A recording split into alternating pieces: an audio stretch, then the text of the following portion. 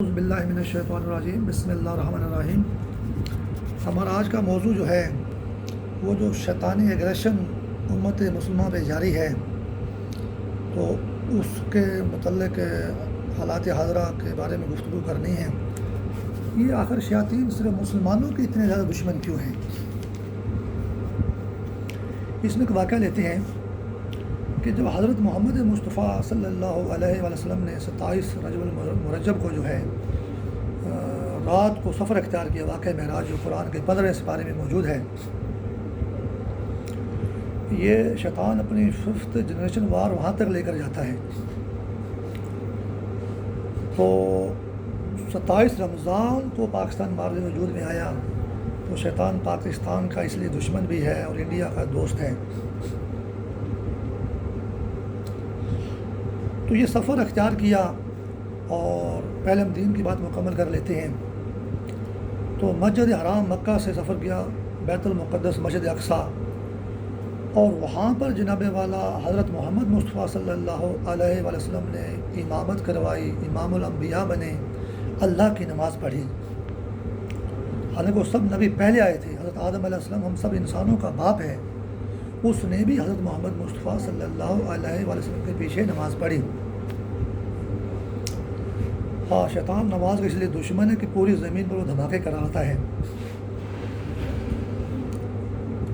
اور حضرت آدم علیہ السلام نے بھی لا الہ الا اللہ کہا، اور اس نے محمد رسول اللہ بھی کہا، کیونکہ ہر نبی نے جب تک محمد مصطفیٰ صلی اللہ علیہ وسلم کی نصرت کا اعلان نہ کیا، ان کو نبوت ہی نہ ملی۔ آدم علیہ السلام سے لے کر حضرت عیسیٰ علیہ السلام تک تمام نبیوں نے اپنے اپنے لوگوں کو بتایا کہ ہمارے آخر میں ایک نبی آئے گا جس کا نام محمد مصطفیٰ صلی اللہ علیہ وسلم ہوگا۔ ہم تو گنہگار لوگ ہیں۔ آج کل باطل نے جو کہ نبی کا دشمن ہے، حق کا لباس پہنا ہوا ہے کہ ہم نبوت کے لیے جان دے رہے ہیں، سر کٹا رہے ہیں اور سر دوسروں کا کاٹ رہے ہیں دشمنوں کا، حالانکہ وہی دشمن ہے نبوت کے جو ہے۔ تو ان کا کہنا کیا کہنا، ہم تو گنہگار مسلمان، ہم آخری نبی مانتے ہیں، لیکن ہماری کیا ویلیو جب آدم علیہ السلام آخری نبی کہہ رہا ہے، اللہ کا پہلا نبی جو ہے، اور 1,24,000 نبی جتنے بھی آئے ہیں، نبی سے پہلے ہمارے محمد مصطفیٰ صلی اللہ علیہ وسلم سے پہلے تمام نبیوں نے کہا کہ آخری نبی محمد مصطفیٰ صلی اللہ علیہ وسلم ہیں، ان کی گواہی قیامت تک زمین پر رہے گی، کوئی اس کو مطلب ہے اس کا مقابلہ نہیں کر سکتا، شیاطین جتنا بھی غدر میں چالیں۔ تو تمام انبیاء علیہ السلام نے لا الہ الا اللہ بھی کہا اور محمد رسول اللہ بھی کہا، اور اپنی امتوں کو کہہ کر گئے کہ ہمارے بعد ایک آخری نبی آئے گا جس کا نام محمد مصطفیٰ صلی اللہ علیہ وسلم ہوگا۔ حالانکہ کوئی کہہ سکتے ہیں میرے بعد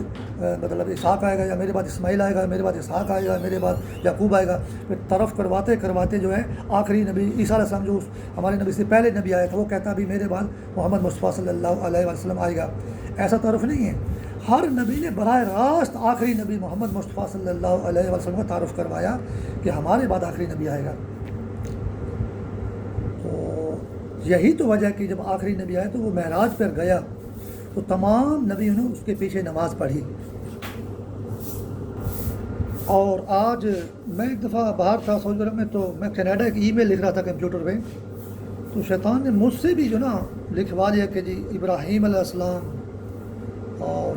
اسحاق علیہ السلام اور یعقوب علیہ السلام، حالانکہ وہ برحق نبی ہیں، میں نے لکھا وہ تو بھی صحیح ہے۔ شیطان نے مجھ سے حضرت اسماعیل کا جو بڑے بھائی ہیں حضرت اسحاق علیہ السلام کے، ابراہیم کے بڑے بیٹے ہیں، اس کا ذکر نہیں، کیونکہ اس کی قبر جو ہے مکہ میں ہے، خانہ کعبہ کے ساتھ ہے اس کی قبر جو ہے۔ اسحاق علیہ السلام قبر جو ہے وہ بیت المقدس میں اس طرف مطلب ہے فلسطین میں ہے، یعنی اس کا ذکر کریں آپ، یعقوب اسحاق کا، یعقوب کا اور یوسف کا، لیکن اسماعیل جو ایک ہی نبی ہے